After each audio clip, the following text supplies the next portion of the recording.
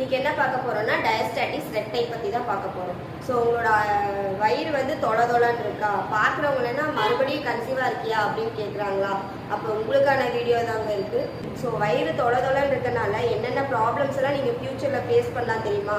Urine leakage ஆகும். So நீங்கள் இருமும் போது, தும்பும் போது, சிரிக்கும் போதெல்லாம் உங்களுக்கு யூரின் லீக் ஆக ஸ்டார்ட் ஆகும். யூரின் எர்ஜென்சி ஃபீல் ஆகும். ஸோ கம்மியாக தான் தண்ணி குடிப்பீங்க, ஆனால் உங்களுக்கு யூரின் வர மாதிரியே ஃபீலிங் இருந்துக்கிட்டே இருக்கும். லோ பேக் பெயின் வரலாம், பெல்விக் பெயின் வரலாம், அப்டாமினல் பெயின் வரலாம், ஹெர்னியா வரலாம். ஸோ இந்த மாதிரி கண்டிஷன்ஸ்லாம் நீங்கள் தவிர்க்கணும் அப்படின்னா உங்களோட பெல்விக் ஃப்ளோர் மசிலை வந்து ஸ்ட்ரென்தன் பண்ணி வச்சுக்கணும். ஸோ ஸ்ட்ரென்தன் பண்ணும்போது இந்த ப்ராப்ளம்ஸ்லாம் நீங்கள் ஃபேஸ் பண்ணாமல் நம்ம பார்த்துக்கலாம்.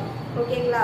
உங்களுக்கு நியர்பை இருக்க ஃபிசியோவை போய் ஒரு டைம் கன்சல்ட் பண்ணிக்கோங்க. ஏன்னா உங்கள் பெல்விக் ஃப்ளோர் மசில் வந்து வீக்காக இருக்கா இல்லை டைட்டாக இருக்கான்னு அவங்க கன்சல்ட் பண்ணி சொல்லுவாங்க. ஸோ அதுக்கப்புறம் நீங்கள் ப்ராப்பராக டயட் அண்ட் எக்ஸசைஸ் பண்ணும்போது உங்களுக்கு பெல்விக் ஃப்ளோர் மசில் வந்து ஸ்ட்ரென்தன் ஆக ஆரம்பிச்சிடும். பெயின் ஃப்ரீயாக இருக்கும். ஸோ இந்த வீடியோ உங்களுக்கு யூஸ்ஃபுல்லாக இருந்தால் மறக்காமல் ஃபாலோ பண்ணிவிட்டு என் பேஜை லைக் பண்ணிக்கோங்க, என் யூடியூப் பேஜை சப்ஸ்கிரைப் பண்ணிக்கோங்க. தேங்க்யூ ஃபார் வாட்சிங்.